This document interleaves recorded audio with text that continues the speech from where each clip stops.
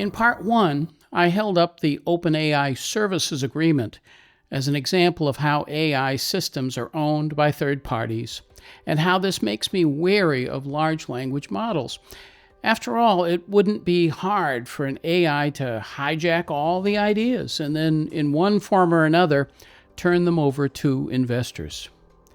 But please understand that based on my preliminary reading of the current OpenAI document, they at least seem to say that anything which comes out of the system is yours to keep, and that they don't lay any claim on information a customer inputs up front. Just the same, this doesn't mean that every AI site or app provides such generous terms, and it doesn't mean the terms can't change without much notice in the future. And no matter what the agreement says, you're still sharing business or creative information with an enormously complex information processing system that even the owners don't quite understand much of the time.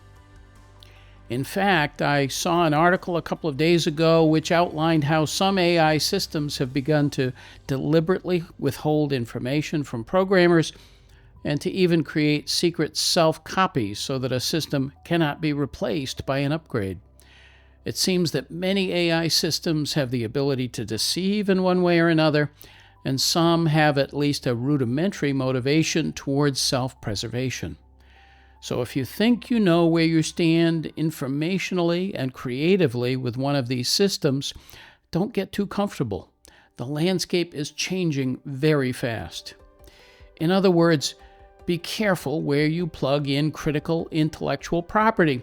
You might end up losing it through some AI backdoor no one else knew existed. So yes, we live in a very crazy Wild West on steroids sort of world.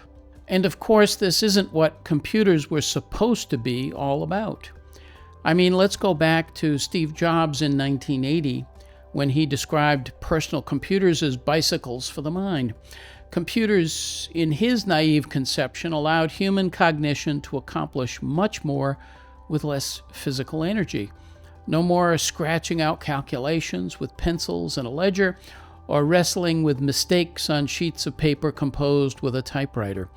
We could fix spelling on a screen or know that the addition would always be right. And I remember those days, and it was exciting to use these new tools. And it has been this way for years as productivity systems became more and more sophisticated. For myself, there's a multitude of projects I've accomplished that would have been nearly impossible without these digital aids. Steve Jobs most certainly got his wish, but now what? Computers aren't bicycles anymore.